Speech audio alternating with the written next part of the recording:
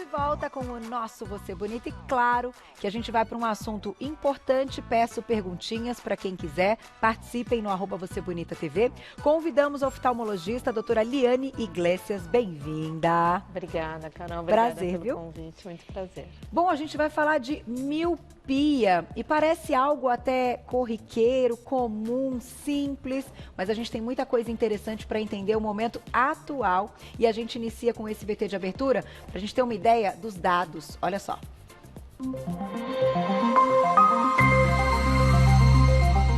Os médicos andam preocupados e é bom você também ficar atento.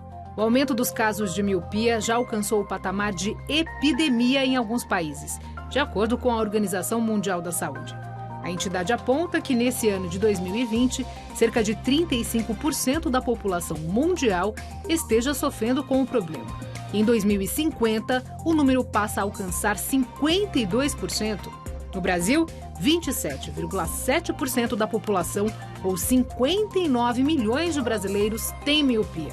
E a maioria, 53% dos que precisam usar óculos de grau, não tem acesso à correção visual. A miopia e seus números crescentes têm sido muito discutidos nos congressos oftalmológicos. Essa preocupação se deve pela associação com o deslocamento de retina, o que resultaria em aumento dos índices de baixa visão e cegueira. O diagnóstico é simples e, atualmente, existem opções de tratamento que podem ajudar a retardar a progressão da miopia. Por isso, cuide da saúde de seus olhos. O hábito de fazer exames oftalmológicos deve ser estendido da infância até a vida adulta, incorporando-se à rotina de cuidados com a saúde. Tá aí. Doutora, para abrir o nosso assunto, bem-vinda mais uma vez. A pandemia teve um papel importante nessa história desses dados, né? Com certeza. A miopia ela tem origem num aumento do olho em milímetros. Na realidade, o foco, para que a gente enxergue muito bem, tem que cair exatamente na retina. Tá. Os olhos míopes são olhos maiores, onde então o foco cai antes da retina e a gente não consegue ver nitidamente os objetos. Tá. Tem uma conjunção de fatores que pode contribuir para a miopia. A parte familiar conta muito, então ter pais, irmãos míopes é bem relevante nos casos de miopia. O tamanho do olho, como eu falei, que é constitucional, então normalmente a miopia aparece na idade da adolescência para o adulto jovem, porque é o crescimento, o estirão, né, do ser humano. E o que a gente tem notado atualmente é que com esse uso excessivo de computadores, tablets, celulares, desde a primeira infância, as crianças têm ficado muito mais focando com a visão de perto. E é por isso que tem aumentado muito os casos de miopia a nível mundial. Pelo uso todo dessa tecnologia, o foco constante para perto faz com que possa ter uma alteração, principalmente na parte de foco da musculatura interna e causa, então, com que a miopia se agrave, progrida. Então, é muito importante que a gente, desde a primeira infância, leve os filhos no oftalmologista justamente para detectar se está aparecendo e se está progredindo o nível da miopia, né? Tem que acompanhar, Tem né, que acompanhar. E a única forma de saber é através do exame oftalmológico. E, de qualquer forma, com essas aulas online... Aí aquele sorrisinho, né, no final, as aulas online, não dá para ficar tão distante quanto a gente gostaria, porque já está difícil com a tela bem próxima. Vocês imaginam se a gente afastar um pouquinho aí que a criançada vai, enfim... tirar a atenção por completo. Vamos lá, daqui a pouquinho tem perguntinhas do público no @VocêBonitaTV. E voltando um pouco ao nosso assunto, doutor, então, até para que a gente entenda, a gente sabe que existem algumas doenças específicas ligadas à questão ocular. Hoje a gente está falando da miopia, mas junto com ela, outros problemas também aumentaram, pensando nessa questão atual que a gente está vivendo de pandemia e do contato, né, muito próximo com, enfim, com as telas. Sim, o que acontece é o que a gente chama de síndrome de visão do computador. Ah, entendi. Então, o uso excessivo do computador, ele diretamente pode não causar uma doença ocular, mas a forma constante como tem se utilizado pode provocar uma série de sinais e sintomas, provocando o cansaço visual, a gente esquece, às vezes, até de piscar, ou piscar inconsciente. Verdade. Então, resseca muito os olhos, provoca problemas de olho seco. O foco e refoco, quando a gente olha numa tela, ele deveria ser automático desde que o olho não entre em fadiga. Se você ficar horas olhando na tela do computador sem desviar por alguns segundos, alguns poucos minutos do computador para olhar para o infinito, isso já ajudaria para o descanso ocular.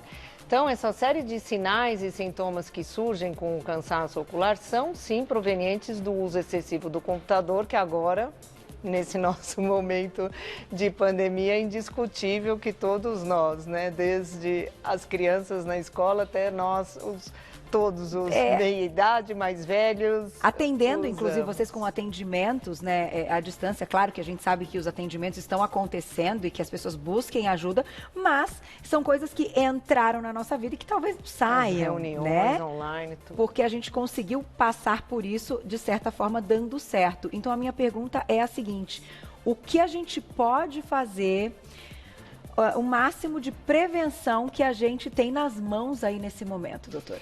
Então, acho que a primeira coisa, quando for sentar junto ao computador, ou já sabendo que o trabalho tem que ser mais prolongado, utilizar lubrificantes oculares. Tá.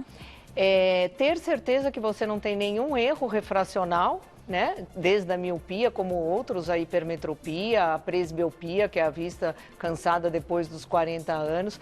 Tudo isso é importante que você esteja utilizando auxílios ópticos. Então, para isso é importante fazer uma consulta de check-up anual para ver se você tem aumento do grau ou, se não tem, se há necessidade de usar a correção correta. Tá, e ótica.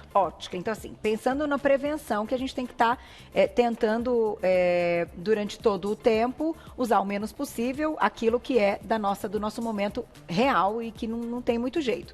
Estando com tudo em ordem, doutora, tratamento, a gente pensa, então, na questão do equilibrar, então, esta visão, para que a pessoa tenha ali a visão adequada, mas a longo prazo, o que isso pode acontecer caso a gente descuide? Então, a gente inicia com a correção óptica que eu falei do auxílio do óculos. Em seguida, as lentes de contato são outras alternativas.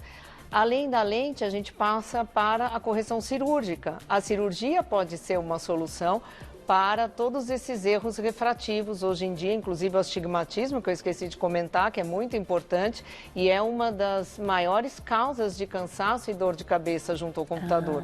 O astigmatismo é um desfocado, é um sombreado que pode vir junto com a miopia ou com a hipermetropia e causar todos esses sintomas também. Então, desde a correção de óculos, lentes de contato, cirurgias, são possíveis para todos esses erros refracionais. Perfeito. Doutora, eu vou te deixar uma pergunta que eu ainda não fiz para nenhum profissional da área e gostaria de te ouvir, que é o seguinte: é claro que a gente sabe que a gente precisa do máximo de segurança desses protocolos para a gente trabalhar e para as coisas aos poucos funcionarem.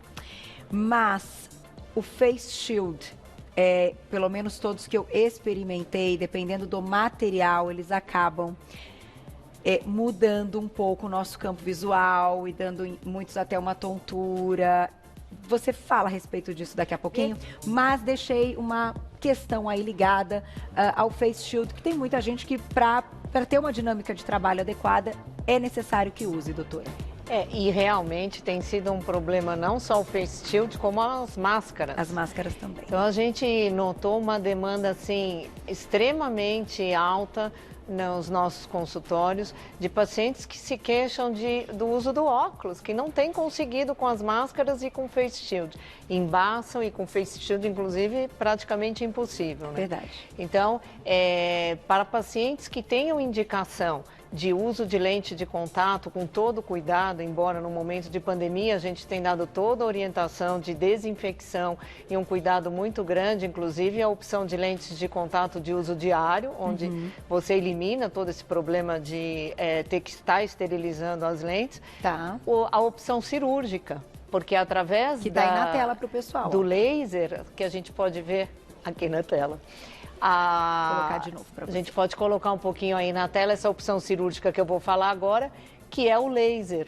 Então, o laser, na realidade, ele remodela, ele muda a curvatura da córnea através do erro de refração que você tem, você escolhe o tipo de remodelação que você quer.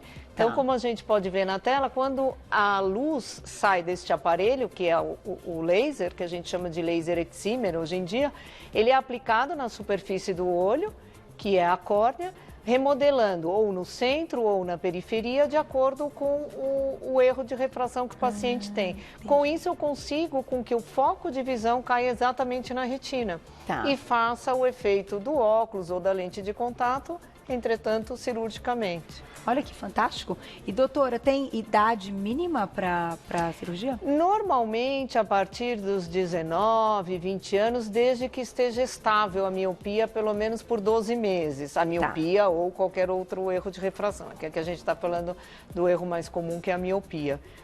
Perfeito. Vamos colocar a perguntinha do público na tela. Olha que legal essa ilustração para vocês, hein? Dani, um beijo, obrigada. Quem tem hipertensão ocular pode fazer a cirurgia para correção de miopia? Sim, a hipertensão ocular, que comumente chamado glaucoma, ele afeta outras partes do olho, então é mais internamente. Desde que você esteja controlada e estável da sua hipertensão, sim, você pode fazer a cirurgia, desde que dentro também dos protocolos para a correção sobre a córnea. Perfeito. Tem mais perguntinha? Olha lá.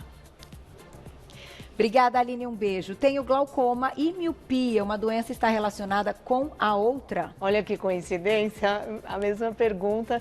Então, como eu acabo de dizer, não tem relação as duas doenças. Entretanto, claro que no protocolo pré-operatório, que é importantíssimo ser feito antes de você decidir se pode ou não operar junto com o seu médico, você vai ter que realizar todo esse protocolo pré-operatório e uma das coisas que é realizada é a investigação de qualquer comorbidade ocular para que você esteja estável e então possa seguir com a cirurgia desejada.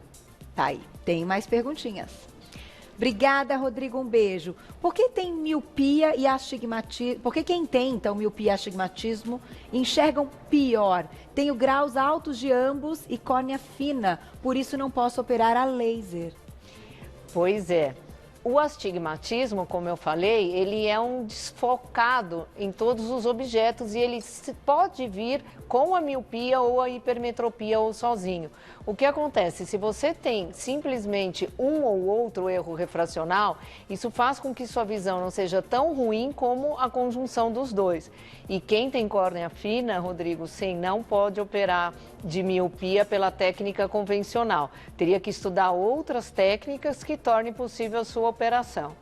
E aí precisa, então, se cuidar, claro, com o que você comentou. Com as outras alternativas. Tá, e dá tempo de mais uma, Gláucia?